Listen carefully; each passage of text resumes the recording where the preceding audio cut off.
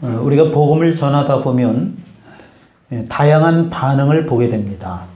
몇 가지 반응이 대표적으로 나타나게 되는데, 어떤 사람은 상식적으로 믿을 수 있도록 설명을 좀 해달라. 상식선에서 믿을 수 있도록 이 복음이 무엇인지, 성경의 이야기가 무엇인지 설명을 해달라. 이렇게 요청을 하시는 분들이 있습니다.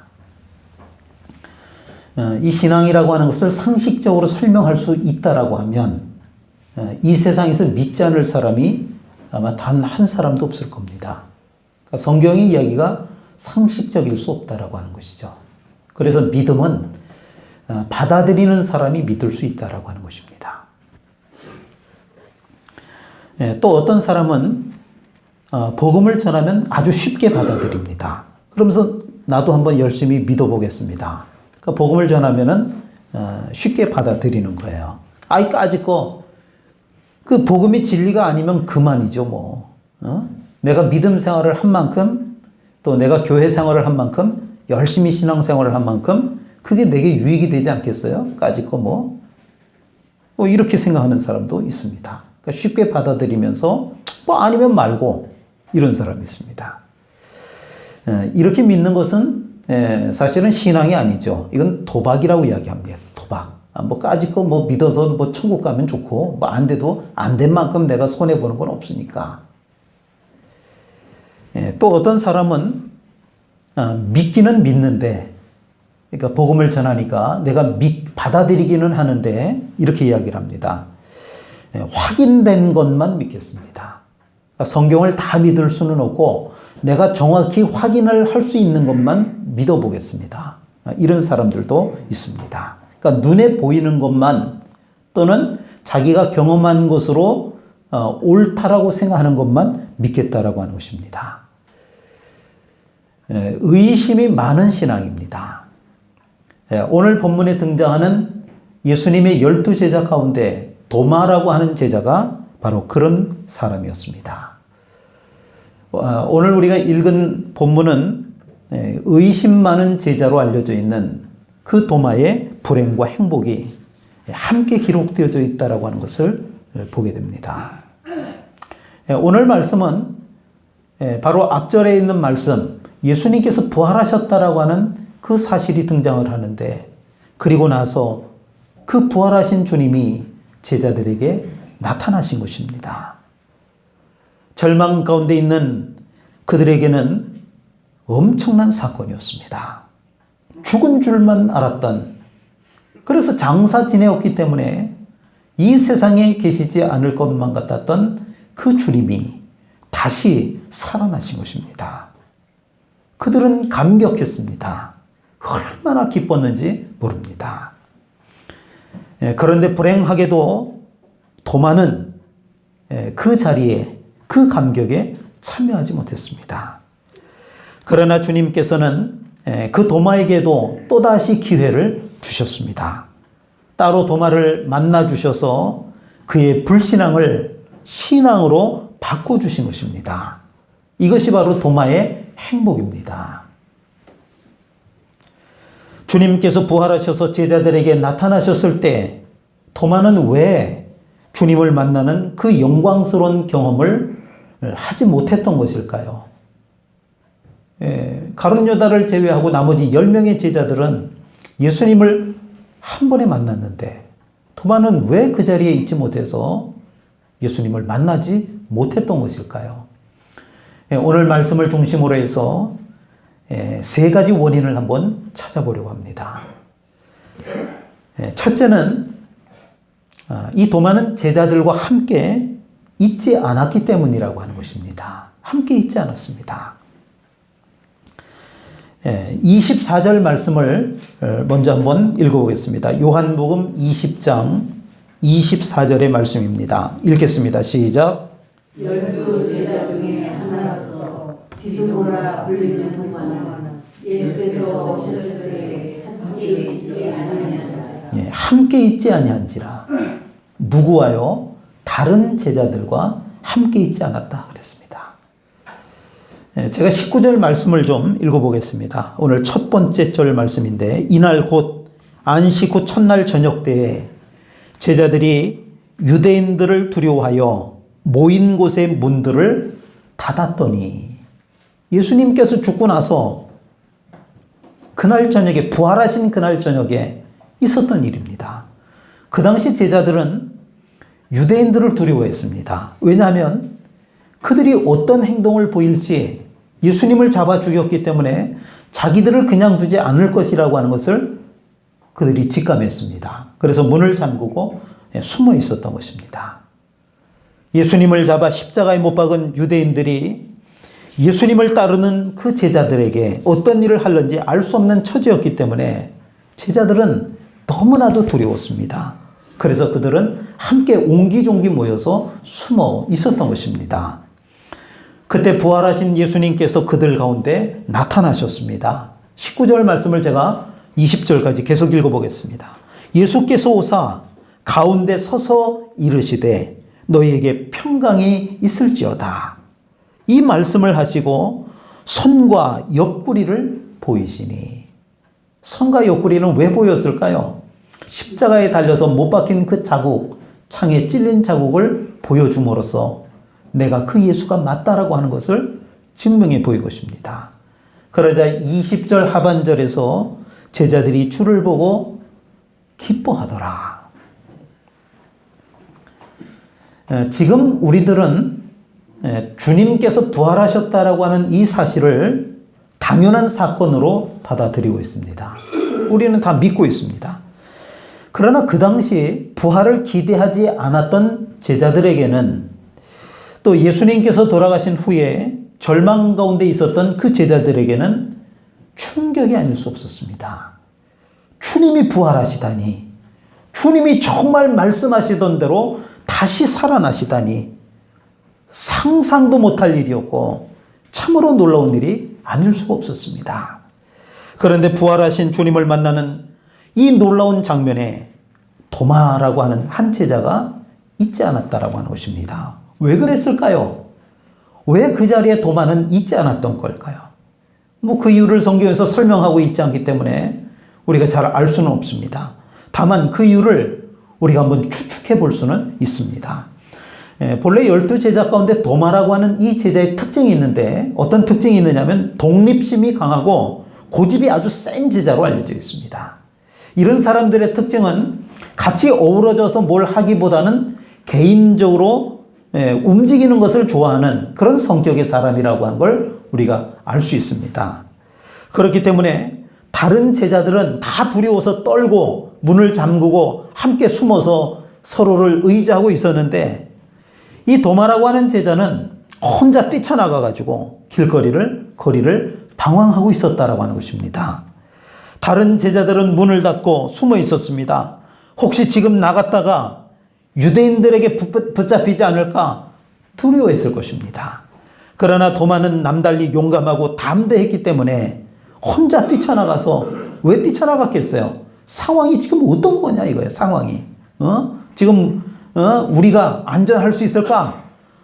또 이 유대인들과 로마 병정들은 지금 예수님을 따르던 무리들을 잡아 죽이기 위해서 어떤 행동을 할까? 어떤 계획이 있을까? 이걸 그냥 숨어서 견딜 수가 없는 거야. 그래서 뛰쳐나가가지고 그 동태를 살폈던 것입니다. 하여간 12제자 중에서도 도마가 가장 독특한 성격의 소유자였음이 틀림이 없습니다. 요한복음 11장을 보게 되면 도마의 성격을 좀 볼 수가 있습니다. 베다니에 사는 마르다와 마리아의 오빠, 우리가 잘 아는 그 나사로가 죽게 되었습니다. 그래서 그 누이들이, 마르다와 마리아가 사람을 보내서 예수님께 고쳐달라고 요청을 했습니다. 이 집안과 예수님은 상당히 가까웠던 것으로 보여집니다. 그러니 오빠가 죽게 되었으니 주님께서 빨리 오셔서 고쳐주시기를 원합니다. 그런데 주님께서는 웬일인지 늑장을 부리고 그 베다니로 가시지 않았습니다. 그때 요한복음 11장 6절부터 8절에서 제자들이 이렇게 말을 합니다. 나사로가 병들었다 함을 들으시고 그 계시던 곳에 이틀을 더 유하시고 아니 죽을 때가 되었다 그러면 빨리 가야 되는데 예수님께서 이틀을 더 유하시고 그 후에 제자들에게 이르시되 유대로 가자 하시니 제자들이 말하되 랍비요 방금도 유대인들이 돌로 치려하였는데 또 그리로 가려고 하십니까? 거기는 위험한 지역입니다. 가시면 안 됩니다. 제자들이 만류를 하고 있는 겁니다. 거기에는 주님께 대해서 좋지 않은 감정을 품고 주를 박해하려는 사람들이 있었기 때문이라고 하는 것입니다. 그런데 요한복음 11장 16절에서 도마가 말합니다. 우리도 주와 함께 죽으러 가자. 우리도 주와 함께 다른 제자들은 지금 어떻게 했어요? 말렸어요. 가시면 안 됩니다. 그런데 도마는 뭐라고요? 우리도 주와 함께 죽으러 가자 얘기를 하는 거예요. 우리가 언뜻 들으면 이해가 좀 안 되죠? 주님이 죽음을 향해 가시니까 에라 모르겠다. 다 가서 같이 죽자. 뭐 이런 의미일 수도 있고 뭐 또 어쩌면은 주님이 위험한 데로 가시는데 혼자 가시게 할 수 있느냐? 죽음을 무릅쓰고라도 우리가 다 같이 가야 되지 않겠느냐? 뭐 아마 이런 의미로도 해석할 수도 있을 것 같습니다. 아주 용감한 말 같기도 하고 허무한 말 같기도 합니다. 그래서 도마는 빈정대는 스타일 같기도 하고 굉장히 용감한 사람 같기도 한 것입니다. 어쨌든 도마라고 하는 이 제자는 다른 제자들은 모두 집안에 모여 있었는데 혼자만 그 자리에 있지 않았다라고 하는 것입니다. 그런데 이번만은 다른 제자들과 함께 행동을 하지 않은 것이 도마에게는 큰 불행이었다라고 하는 것입니다. 부활의 주님을 만나는 영광스러운 축복을 놓쳤기 때문인 것입니다. 히브리서 10장 25절의 말씀입니다. 모이기를 패하는 어떤 사람들의 습관과 같이 하지 말고 오직 권하여 그날이 가까움을 볼수록 더욱 그리하자. 우리가 모였다가 흩어졌다가 교회라는 것이 그런 것입니다. 모였다가 흩어졌다가 그리고 우리가 다시 모여서 지금 이 시간에 함께 우리가 예배라고 하는 것을 드리고 있습니다. 그런데 여러분, 교회가 모였다가 흩어졌다가 다시 모였다가 또 흩어졌다가 다시 모인다라고 하는 것이 굉장히 중요한 의미를 갖는 것입니다. 왜냐하면 우리가 흩어져서 세상에 살다가 다시 모이게 되었을 때 그 모임을 통해서 주님을 만날 수 있기 때문인 줄로 믿습니다.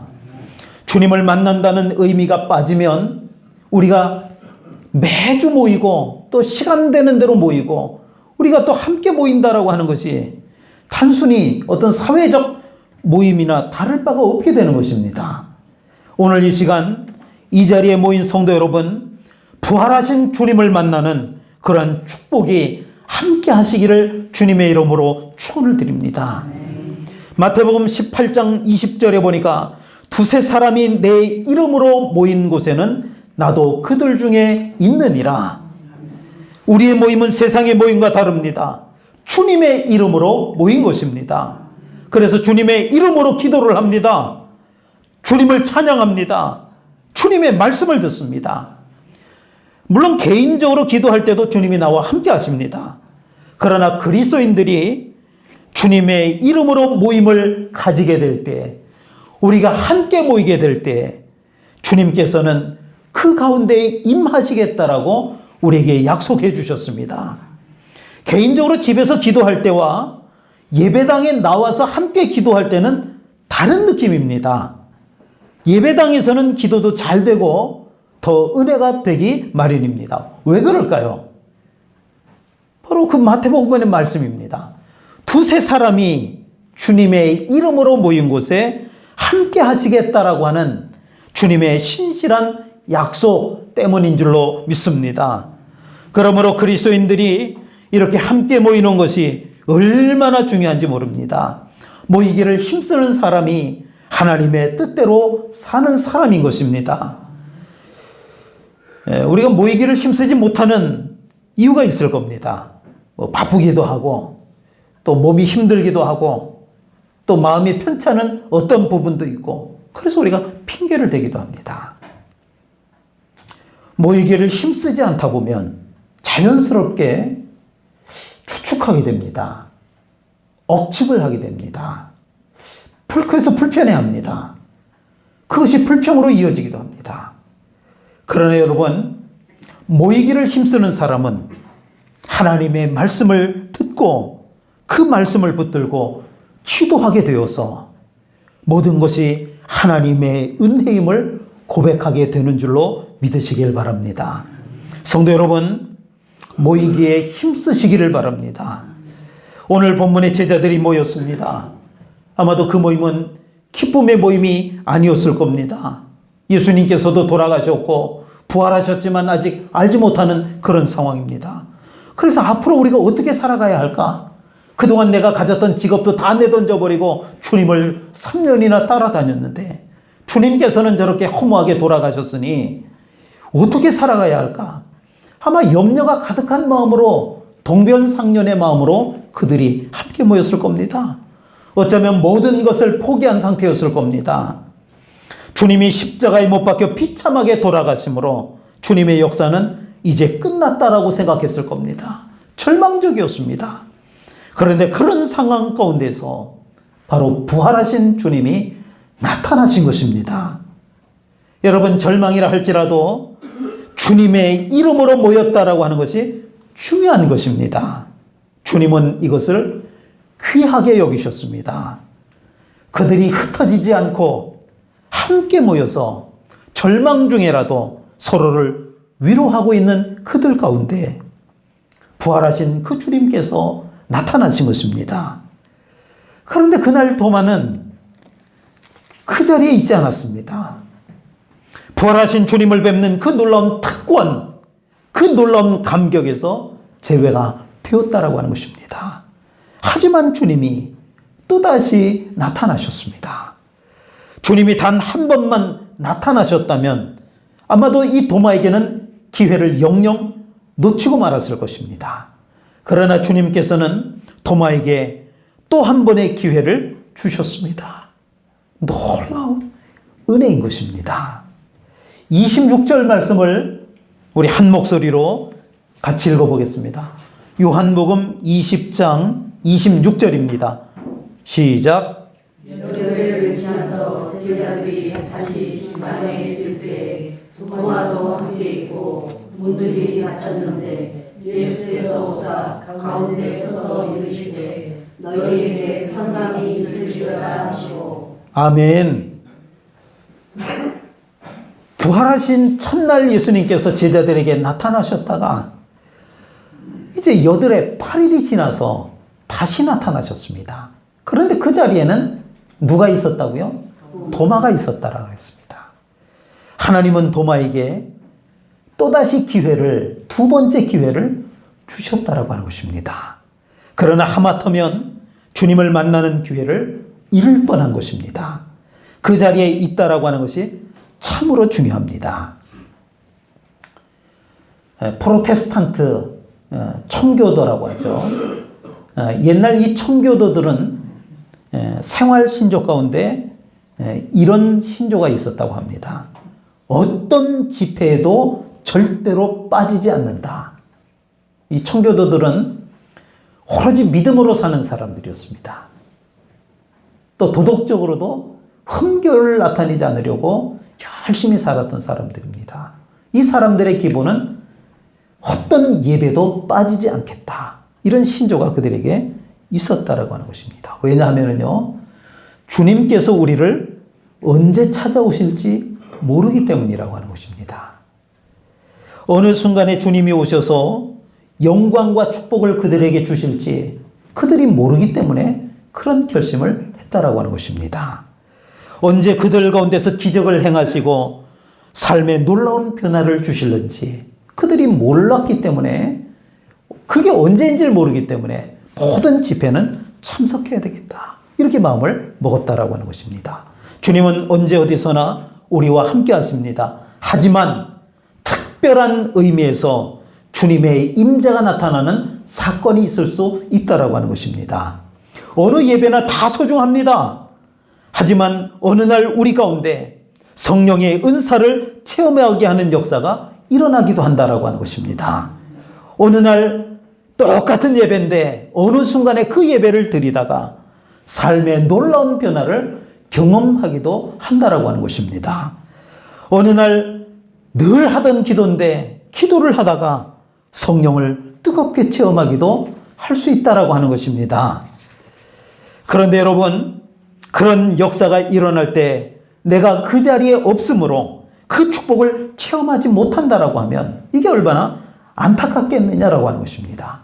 그래서 그 옛날 그 청교도들은 어떤 집회에도 절대로 빠지지 않겠다, 이런 생활신조로 그들이 신앙생활을 했다라고 하는 것입니다. 여러분들도 그런 신앙이 되시기를 주님의 이름으로 축원을 드립니다. 도마는 주님을 만나는 자리에 있지 않았기 때문에 주님을 만나지 못했던 것입니다. 도마는 왜 부활하신 주님을 만나지 못했던 것일까요? 두 번째로는 이 도마는 자신의 체험을 지나치게 신뢰했기 때문이라고 합니다. 25절 말씀을 한번 읽어보겠습니다. 요한복음 20장 25절입니다. 읽겠습니다. 시작. 다른 제자들이 그에게 이르되 우리가 주를 보았노라 하니 도마가 이르되 내가 그의 손에 못자국을 보며 내 손가락을 그 못자국에 넣으며 내 손을 그 옆구리에 넣어보지 않고는 믿지 아니하겠노라 하니라. 아멘. 여러분, 이 부활이라고 하는 사건은 인간의 경험으로는 도저히 이해할 수 없는 사건입니다. 왜요? 사람이 죽었는데 어떻게 다시 살아납니까? 사람의 상식으로는, 사람의 경험으로는, 사람의 지식으로는 도저히 이해할 수 없는 사건 중에 하나가 바로 이 부활, 죽은 사람이 다시 살아나는 것입니다. 그래서 도마는 믿지 못했습니다. 다른 제자들이 도마에게 우리가 주를 보았다, 부활하신 주님을 보았다. 그러자 도마가 방금 읽은 말씀에서 25절에서 이렇게 말하지 않습니까? 내가 그의 손에 못자국을 보며 내 손가락을 그 못자국에 넣으며 내 손을 그 옆구리에 넣어보지 않고는 믿지 아니하겠노라. 도마가 나쁜 사람이 아닌 거죠. 상식적인 사람입니다. 누구나 그렇게 말할 수 있습니다. 그런데 믿을 수 없다가 아니라 뭐라고 얘기했어요? 믿지 아니하겠노라. 믿지 않겠다. 이렇게 말하는 거예요. 난 믿을 수가 없어. 이게 아니고 난 믿지 않을 거야. 강력한 부정을 말하고 있는 것입니다. 이게 뭐냐 하면요, 의심하는 것이 아니라 불신앙의 표현이라고 하는 것입니다. 의심과 불신앙은 서로 전혀 다른 것입니다. 믿을 수 없는 정도가 의심입니다. 난 그건 믿을 수가 없어. 이거 의심하는 거예요. 그러나 도마는 믿지 아니하겠노라. 믿지 않겠다. 강력하게 부정하고 있습니다. 이것이 바로 강력한 불신앙의 표현이라고 하는 것입니다. 주님께서는 우리가 어떤 것을 의심하는 정도를 가지고 나무라지 않으십니다. 회의나 의심 없을 수 없습니다. 그래서 의심 자체가 잘못된 것은 아닙니다. 주님은 그래서 의심하는 것은 책망하지 않습니다. 그러나 도마는 불신앙의 자리에 서 있었던 것입니다. 왜 그랬을까요? 이 도마의 성격이 너무나도 이성적이었다라고 하는 것입니다. 너무나 이성적인 사람은 자기의 경험, 지식, 재능, 이것이 확인되지 않고는 믿으려고 하지 않는 그런 성향이 있습니다. 바로 도마라고 하는 제자가 그러했습니다. 그래서 예수님의 부활을 믿을 수가 없었던 것입니다. 본인이 확인하지 않았기 때문에 믿을 수가 없었던 것입니다. 그러나 주님께서 뭐라고 말씀하셨습니까? 29절에 보니까 너는 나를 본고로 믿느냐? 보지 못하고 믿는 자들은 복되도다. 보고 나서 믿겠다라고 하는 것은 믿음이 아닙니다. 확인했는데 그게 무슨 믿음이에요? 진짜 믿음이라는 건 뭐예요? 보지 못했는데 내가 믿는 거예요. 꽃이 있어요. 봤어요. 난 여기 꽃이 있는 줄 믿어. 이게 믿는 거예요? 이걸 못 봤어요, 어떤 사람이. 제가 밖에 나가서 예배당 안에 꽃이 있습니다. 그럼 제 말을 듣고 믿을게요. 이게 믿음이지. 이게 못 봤는데 믿는 거. 난 봤는데 예수님의 부활을 보고 나서 믿는 게 믿음이에요? 아니잖아요. 못 봤는데도 믿는 것이 믿음이라고 하는 것입니다. 이것이 참 믿음입니다. 도마는 왜 부활의 주님을 만나지 못했을까요? 세 번째로는 도마는 의심하는 습관에 젖어 있었기 때문이라고 하는 것입니다. 어떤 일이나 상황을 바로 파악하기 위해서 한두 번 질문하는 것은 있을 수 있는 일이고 또 한두 번 확인하는 것은 바람직한 일이라고 말할 수 있습니다. 요한복음 14장에 보면 예수님께서 이제 제자들의 곁을 떠나 십자가를 지셔야 한다라고 하는 사실을 암시하셨습니다. 그런데 제자들은 주님이 하신 말씀의 뜻을 분명히 이해하지 못하고 있었습니다. 그때 이 도마라고 하는 제자만 예수님께 묻습니다. 요한복음 14장 5절입니다. 도마가 이르되 주여 주께서 어디로 가시는지 우리가 알지 못하거늘 그 길을 어찌 알겠사옵나이까. 어떻게 보면 자기가 모르기 때문에 솔직하게 묻는 질문이라고도 생각할 수 있습니다. 그러나 여러분, 그 이전에 주님께서는 여러 차례에 걸쳐서 자신의 죽음에 대해서 말씀하신 적이 있었습니다. 그런데도 도마가 그 의미를 충분히 알아채지 못했거나 또는 알고도 던져보는 어떤 질문일 수도 있었을 것입니다. 도대체 어디로 가십니까? 도대체 어디로 가시는 겁니까? 알고 묻는 것인지 모르고 묻는 것인지 이 도마가 묻는 것입니다. 그러나 도마의 의심이나 도마의 불신앙에도 불구하고 도마를 찾아오신 예수님, 그것이 곧 은혜인 줄로 믿으시기를 바랍니다. 도마가 자기 문제를 스스로 해결한 것이 아니라 전적인 하나님의 은혜로 문제의 해결을 받은 것입니다. 도마의 사건은 이런 의미가 있는 것 아닐까요? 의심 많던 도마가 믿을 수 있다면 너도 믿을 수 있지 않겠느냐? 바로 이러한 사람을 제자로 삼아서 우리에게 믿을 수 있도록 주님께서 말씀하시는 것이 아닐까요? 그런데 여러분, 우리가 이 도마의 사건에서 착각하고 있는 것이 하나 있습니다. 나는 내 손가락을 주님의 손에 그 못자국, 옆구리의 창자국 내가 확인해 보지 않고는 안 믿겠다. 그러니까 우리가 생각할 때 어떻게 생각하죠? 아, 예수님 만나고 한번 넣어봤겠구나. 옆구리도 한번 넣어봤겠구나. 이렇게 생각하잖아요. 그런데 말씀을 우리가 자세히 보게 되면 도마는 예수님의 옆구리에 손을 넣었다라고 하는 기록이 없습니다. 사실은. 없어요. 27절 마지막으로 한번 읽어볼까요? 요한복음 20장 27절입니다. 시작. 도마에게 이르시되 내 손가락을 입에 넣어 내 손을 보고 내 손을 내밀어 내 옆구리에 넣어라. 그리하여 믿음 없는 자가 되지 말고 믿는 자가 되라. 야, 네 손가락 한번 넣어봐. 그 손바닥에 넣어보고 옆구리에도 한번 넣어봐. 그러자 도마가 어떻게 했어요? 28절에 보니까 나의 주님이시요 나의 하나님이십니다. 넣어봤다라고 하는 기록이 있어요.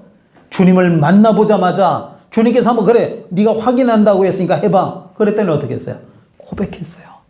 나의 주님이시요 나의 하나님이십니다. 주님이 나타나신 것만으로도 그 말씀을 듣는 것만으로도 손가락을 넣지 않아도 이미 도마의 마음속의 의심은 깨끗하게 사라진 것입니다. 그 앞에 나타나신 그 주님께 압도당해서 도마는 그분 앞에 엎드리며 나의 주, 나의 하나님 고백을 했던 것입니다. 나의 주, 나의 하나님, 죽음을 생명으로 바꾸신 놀라우신 하나님, 오늘 이 시간 그 하나님이 나의 하나님 되심을 고백할 수 있게 되시기를 주의 이름으로 축원을 드립니다. 도마처럼 의심 많은 나를 변화시켜서 예수님을 나의 주, 나의 하나님으로 고백하며 확신을 가지고 힘차게 세상을 살아갈 수 있기를 주님의 이름으로 축원을 드립니다. 기도하겠습니다. 하나님 아버지, 우리가 도마와 같이 의심 많은 신앙이었습니다. 내 지식과 내 경험과 또 내가 아는 그 알량한 것 가지고 신앙을 판단하기도 했습니다.